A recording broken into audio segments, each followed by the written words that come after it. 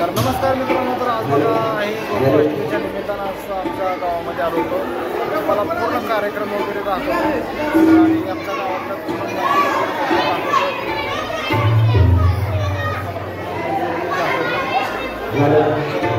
मोठा कार्यक्रम असतो.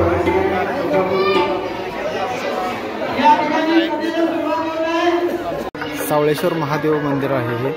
तर आज इथं गोकुळाष्टमी निमित्त कार्यक्रम खूप मोठा असतो आणि ही जागृत देवस्थान आहे. तर तुम्हाला आतमधनं मी मंदिर दाखवते आता. तर हे आहे मेन इथनं गेट आहे असं.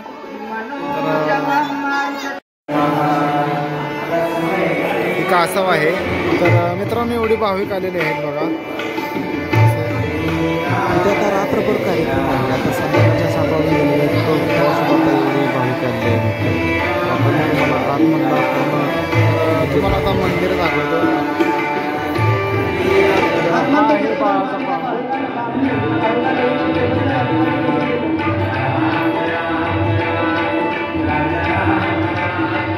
हा एक आहे तर नंदी मित्रांनो.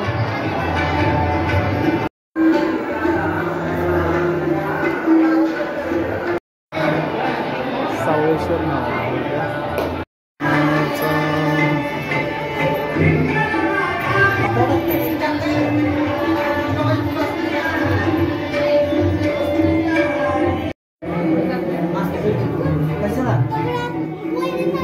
या ठिकाणी सजावट चालू आहे.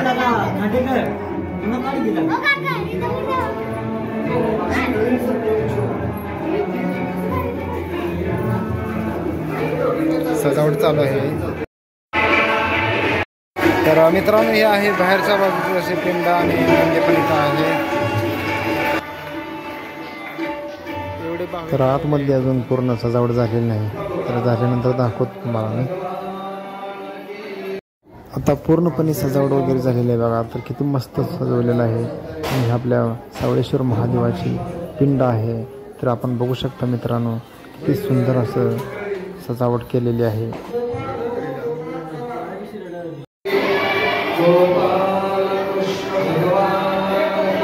तर आता बघा इतर रामाची कथा सांगायची चालू आहे आणि फारसे भाविक आलेले नाहीत. थोड्या वेळामध्ये पूर्ण मंदिर भरून जाणार आहे.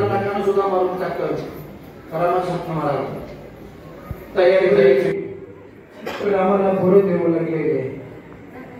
शेवटी रामाला बोलून देत असताना राम मोठ्या आवडीनं प्रेमानं ते बोलत होऊ लागलेले. खाता खाता त्याने लक्ष्मणाला ही दिली. लक्ष्मण म्हणताय अरे ही तर बोलत दाखवलेली दिसतात.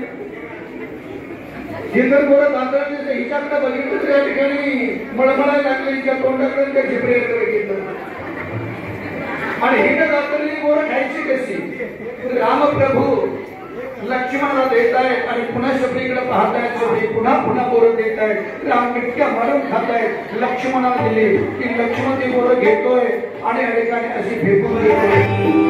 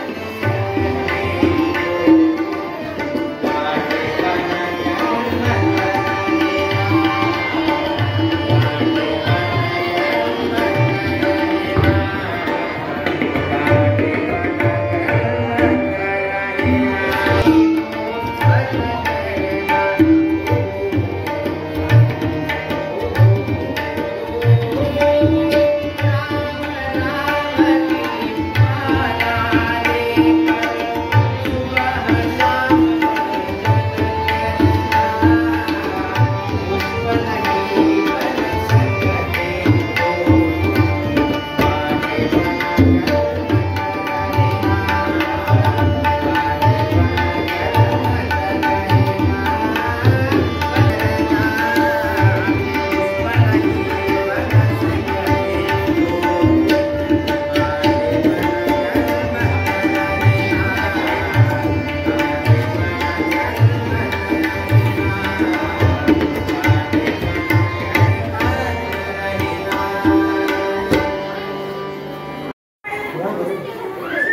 सृष्टीचं पालन न करणे हा कलंक आहे आणि गेले बरेच दिवस झाला हा कलंक मी पाहतो तर मुलांना शिस्त लावून सर्वांनी उठून एक उभं मिनिट राहायचं. एक मिनिट बस ऐकतोय.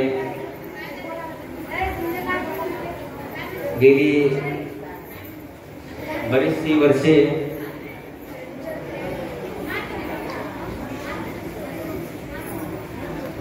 या मंदिरामध्ये एक आमचं विशेष असं नातं आहे.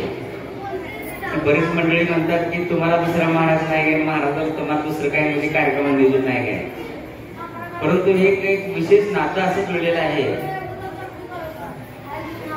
की आपली गावातली अशी लहान मुलं बंदिस्त जागा, आवाजामध्ये प्रॉब्लेम ऐकायला जर कठीण जातं, अशा पद्धतीने सुद्धा सादरीकरण अगदी अंतकरणातलं भावनेनं सादरीकरण महाराजांचं असतं. आणि गेली 5 दिवस सेवा आपल्या सावळेश्वर मंदिरामध्ये रामायणाची सुंदर अशी पार पूर्ण झालेली आहे. सर्वांनी महाराजांचं एकदा स्वागत म्हणून टाळ्या वाजवूया.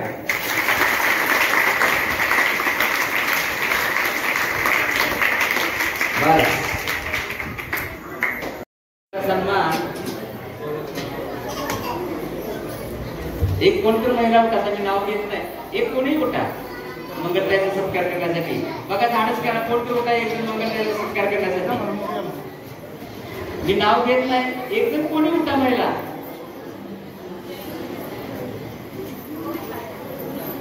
सगळ्या त्या पात्रतेच्या आहेत म्हणून नाव घेता येत नाही, कोणीतरी एक जण होता. कुठं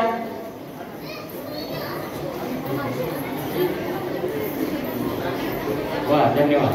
या कुंडलिका बोलते हरिभक्त श्री ज्ञानदेव पंढरीनाथ भगवान की जय. मंगल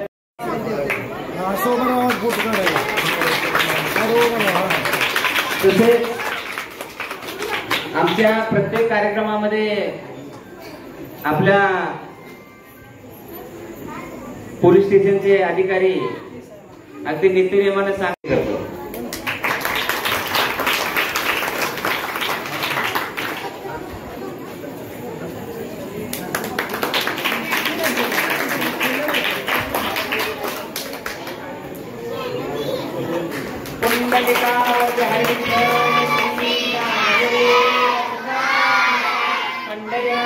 भगवान की जय. तसेच या कार्यक्रमाचं जाहिरातीकरण करणं आमच्या शिंदे मॅडम आणि आमचे पप्पूसाहेब खांडेकर त्या दोघांचाही सन्मान होतोय. ते दोघंही युट्यूब चॅनलचे सभासद आहेत आणि पप्पूचा सन्मान विठ्ठल तुला करा. महाशिवरात्रीच्या कार्यक्रमामध्ये खूप मोठी जाहिरात केली. जवळजवळ लाखो लोकांनी आपल्या कार्यक्रमाचं बघितलेलं आहे. सगळ्यांनी टाळ्या वाजवा. परमेश्वराने एक विशेष शक्ती दिली असते. शिंदे मॅडमचा सन्मान एक कोणती महिला होता, आता मी नाव घ्यायची पद्धती तेव्हा एक कोणतरी एक होता, नाका श्याम दोघे या.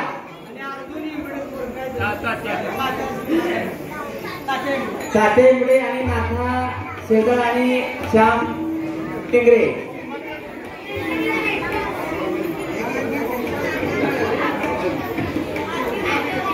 नाथा श्याम या ताबडतोब या.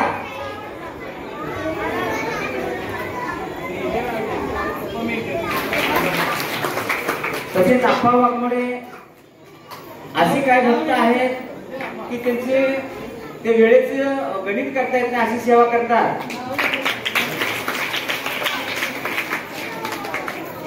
मी नाव घेतलेली सगळी या.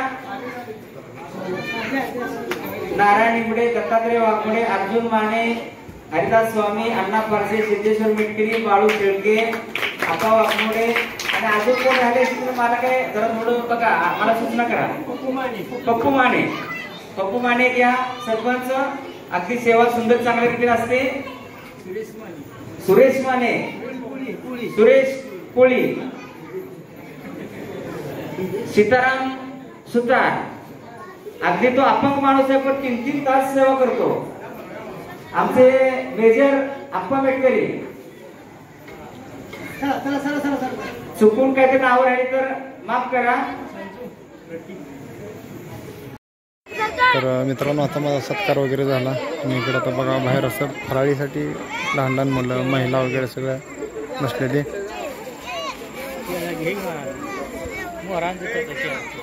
केळं खायली काय? मी नाही खात केळं.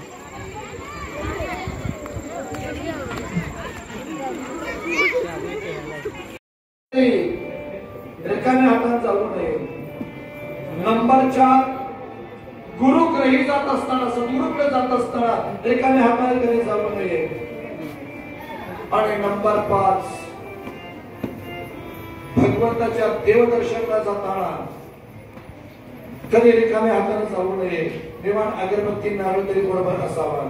काहीच नसलं तर किमान चिमटभर साखर तरी असावी. साखर नसेल तर मुठभर तांदूळ तरी असावं. तांदूळ नसेल तर एखादं फूल तरी जवळ असावं. फूल जरी नसेल तर एखाद्या झाडाचं पान तरी असावं. पण रिकाम्या हाताने कधी जाऊ नये. ही 5 ठिकाण आहेत. या ठिकाणी रिकाम्या हाताने कधी जायचं नसतं. आणि मग तो माझा मित्र आहे.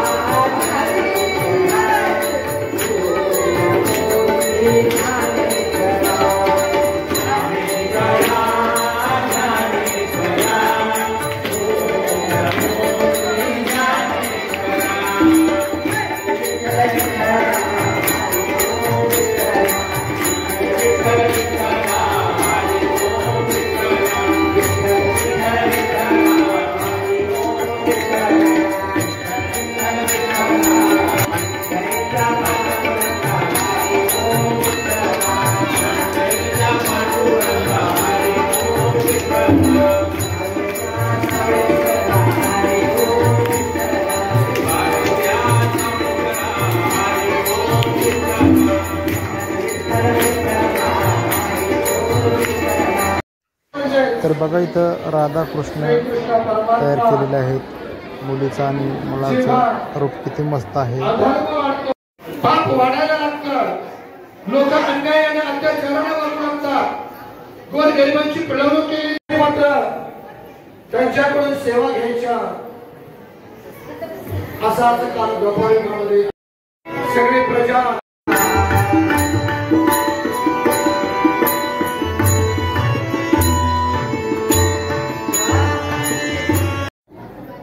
सगळे जाऊन भगवंताला गायला सांगताय.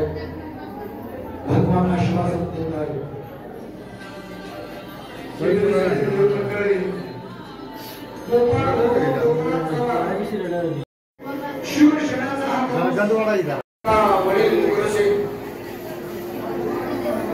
उग्रसेनाला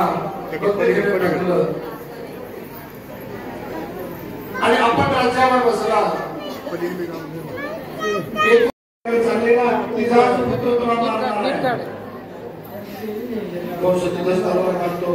तिचा शिरच्छेद करतो. काम करतो. तिच्या पोटी जे बाळ जन्माला येईल ते तुम्हाला आणून देईल.